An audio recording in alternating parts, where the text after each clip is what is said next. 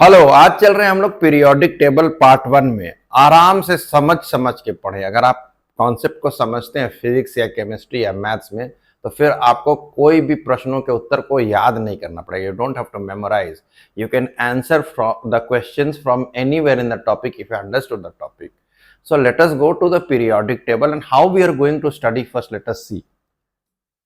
सबसे पहला description of the periodic table. Description का मतलब है कि भाई पीरियोडिक टेबल जो लॉन्ग फॉर्म बना हुआ है, long form of periodic table, यानी पीरियोडिक टेबल जो हम लोग यूज करते हैं, साइंटिस्ट यूज करते हैं, केमिस्ट यूज कर सकते हैं, कैसे बना, उसका आधार क्या है पहले देखा जाए। भाई इसको जब हम लोग देखते हैं, लेट अस सी, हम लोग इसको जब देखते हैं पीरियोडिक टेबल को, तो इसका रूप ऐसे आ रहा है। अब आपको मैं बता दूं कि पीरियोडिक टेबल अगर ध्यान से देखा जाए तो पीरियोडिक टेबल में जो वर्टिकल कॉलम्स उनको उनको आप कहते हैं ग्रुप, और जो हॉरिजॉन्टल रोज हैं उनको आप कहते हैं पीरियड। बड़ा ही सिस्टमैटिक बना, कोई तो आधार होगा भाई इसको बनाने का। गौर से देखेंगे तो आप देखेंगे कि ग्रुप्स जो है वो मॉडर्न तरीके से अगर आप बोले तो हम लोग कहते हैं 18 ग्रुप है, और पीरियड जो है 7 हैं, छठा और सातवां एक्सटेंशन होकर लिखा हुआ है नीचे। तो इसका आधार क्या है उसको अगर हम जानेंगे तो बहुत ही आराम से पीरियोडिक टेबल समझ में आएगा। इसका आधार है एसपीडीएफ इलेक्ट्रॉनिक कॉन्फ़िगरेशन। बिना देर करते पहले एक एग्जांपल देता हूं, पहले एसपीडीएफ कॉन्फ़िगरेशन क्यों इतना इंपॉर्टेंट है वो पहले मैं एक एग्जांपल देता हूं। जैसे से फॉर एग्जांपल मेरे पास कोई एलिमेंट है जिसका एटॉमिक नंबर मैं जानता हूं। से फॉर एग्जांपल मेरे पास एक एलिमेंट है जिसका एटॉमिक नंबर 11 है, या मान लीजिए 13 है। से फॉर एग्जांपल 13 है। आप अधिकतर लोग इसका इलेक्ट्रॉनिक कॉन्फ़िगरेशन जब एसपीडीएफ लिखेंगे, 1s2 2s2 2p6 3s2 and 3p1। 13 होता है कि नहीं, ऊपर जोड़ा जाए 6 2 8 2 10 2 12 1 13, 13 हो गया। ऑलराइट, इसको और थोड़ा सा घसकाएंगे। ऑलराइट, 13 हो गया हमारे पास। अब देखिए मैं एक बड़ा इंपॉर्टेंट चीज आपको समझा रहा हूं। सबसे पहले तो मैं पता लगा लूंगा कि ये कौन से पीरियड में, यहां पर जो नंबर है ये थर्ड पीरियड में है पक्का, और दूसरा जो है ये कौन से ब्लॉक में है, तो ये पी ब्लॉक में है। बड़ा आराम से चलते चलते हैं। ये ओल्ड कॉन्सेप्ट के हिसाब से ऊपर में टोटल सम ऑफ इलेक्ट्रॉन इसका 3 आ रहा है, यानी ओल्ड, और ये पी ब्लॉक में, इसलिए 3a ग्रुप में है। और अगर मॉडर्न तरीके से चले तो 3 इलेक्ट्रॉन है, 10 जोड़ देंगे, चूंकि पी में फॉल करा था, पी में फॉल करा तो 10 जोड़ देंगे, यानी 13th ग्रुप में है। सबसे लेटेस्ट यही है, यानी अगर सबसे लेटेस्ट के हिसाब से देखें तो 13th ग्रुप थर्ड पीरियड। देखा जाए भाई, इसको फिर बड़ा करते हैं, 13th ग्रुप थर्ड पीरियड। देखा जाए 13 ग्रुप और थर्ड पीरियड, तो भाई थर्ड पीरियड आ गया 1 2 3, और फिर इधर से 1 2 3 4 5 6 7 8 9 10 11 12 13। थर्ड पीरियड में 13 में है, ये पक्का 13 में। देखा जाए, गौर से समझिए, ये 13th में है। यहां पर आप देखिएगा 13 लिखा हुआ है। साथ साथ मैंने बोला था, ध्यान से पढ़िए, समझिए इसको, ध्यान से समझिए। फिर मैंने बोला था ओल्ड कॉन्सेप्ट के हिसाब से ये कहां है। ओल्ड कॉन्सेप्ट के हिसाब से मैंने कह रहा था 3a। देखिए यहां पर 3a लिखा हुआ है। Are you following? 3a ये लिखा हुआ है। दैट मीन्स जो कॉन्फ़िगरेशन है इलेक्ट्रॉनिक कॉन्फ़िगरेशन के आधार पर ये बना हुआ है पीरियोडिक टेबल। यानी आपको इसमें सबसे पहला चीज जो जानना है, लेट अस सी, पीरियोडिक टेबल को सामने रखते हैं। सबसे पहला चीज जो जानना है, सबसे पहला चीज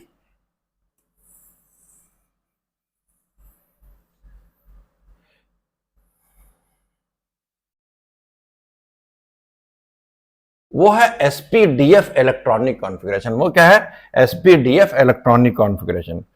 तो भाई मैं क्या करता हूं, इरेजर से पूरे चीज को मिटा देता हूं, पीरियोडिक टेबल को यहीं रखता हूं, और हम लोग सबसे पहला चीज जो आज जानेंगे वो है SPDF इलेक्ट्रॉनिक कॉन्फ़िगरेशन कैसे करें। यानी ये पीरियोडिक टेबल जब पढ़ते हैं उसके पहले सबसे पहले आपको ये आना चाहिए। बड़ा इजी है, बड़ा इजी है। करिए क्या आप कि 1s लिखें, फिर 2s और 2p लिखें, फिर 3s और 3p लिखें, फिर 3d, यानी एक एक बढ़ते जा रहा है सब शेल्स। ये एक्चुअली में k ऑर्बिटल है और ये k है, l है जो पुराने तरीके से आप लिखते थे, फिर m है और फिर n है, एंड सो ऑन। लेकिन अब क्या हो गया, सब ऑर्बिट्स में बढ़ गया, सब शेल्स में। तो 1s 2s 2p 3s 3p 3d 4s 4p 4d and 4f, इतना तक पढ़े जानी है। बेसिक तरीका यही है। अब क्या करना है कि आप एरो बनाएंगे,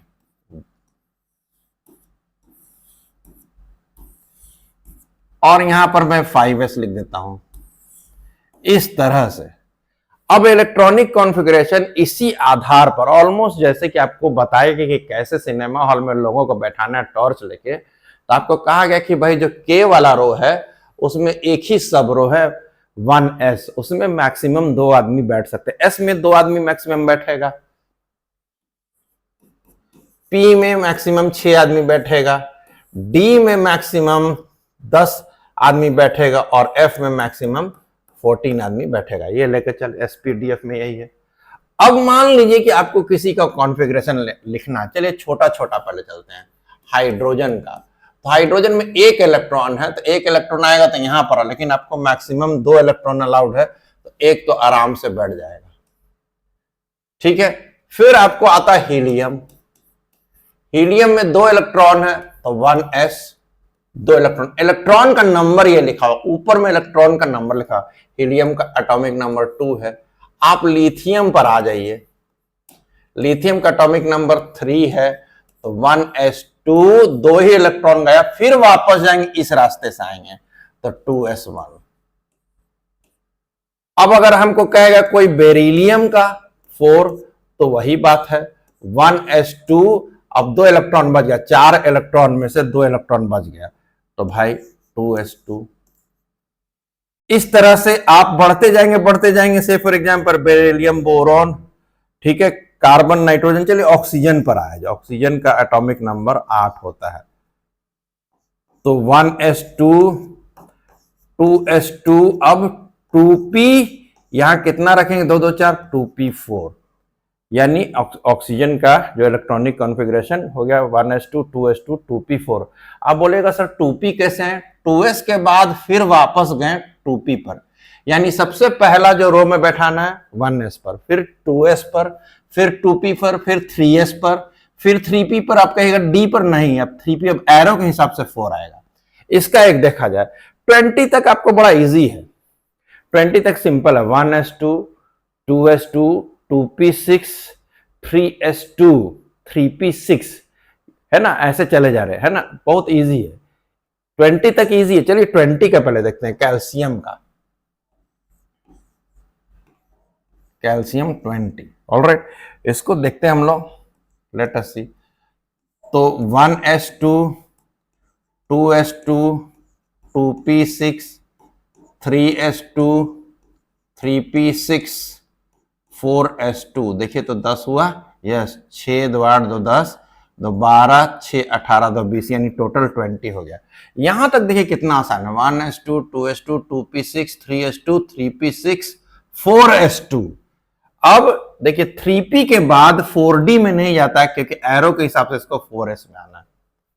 तो इलेक्ट्रॉनिक कॉन्फ़िगरेशन सीखने का ये बड़ा इंपॉर्टेंट तरीका है, और ये जब जान लीजिएगा SPDF, तभी पीरियोडिक टेबल आपको समझ में आएगा। लेट अस सी, अब हम क्या करते हैं, इसको क्लीन करते हैं। आप लोग जो जो पढ़ रहे हैं, तो इसको आप वापस जाके आप इसको रिवाइंड कर करके देख सकते हैं। फिर मैं आगे बढ़ता हूं, यहां मैंने जो लिखा था K11, ये भी मैं समझाना चाह रहा हूं आपको। देखिए K में मैक्सिमम कितना इलेक्ट्रॉन होता है, K में 2 होता है, तो यहां पर टोटल 2 है ना। L में कितना होता है 8, तो 2s2 2p6 8 हो जाता है। M में कितना होता है 18, तो 3s2 3p6 3s2 3p6 3d10, यानी इसमें भी आपको कितना आ जा रहा है, 18 इलेक्ट्रॉन आ रहा है। उसके बाद ऐसे बढ़ते चले जाएंगे तो आप मामला आगे बढ़ता चलेगा। This way we can go. ठीक है, अब चले हम लोग, ध्यान से देखें, अब हम लोग चल रहे हैं सबसे पहले 21 स्कैंडियम पर। 21 थोड़ा छोटा लिखना पड़ेगा। 1s2 2s2 2p6, चलिए 2s2 2p6 3s2 3p6 3p6, अब 3d नहीं जाके 4s2, तो अभी आपका हो गया 20। अब क्या करेंगे, 3d1।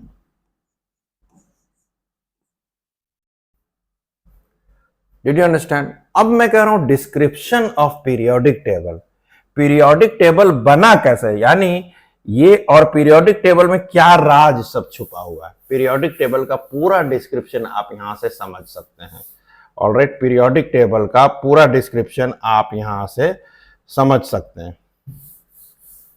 लेट अस सी, पूरा डिस्क्रिप्शन आप समझ सकते हैं। इलेक्ट्रॉनिक कॉन्फ़िगरेशन के आधार पर यह बना हुआ, क्या क्या चीज इलेक्ट्रॉनिक कॉन्फ़िगरेशन के आधार पर समझना चाहिए। लेट अस सी क्या क्या, what you have to study और अंडरस्टैंड, क्या समझना और कितना आसानी से आपको पीरियोडिक टेबल समझ में आए कि ऐसा क्यों है।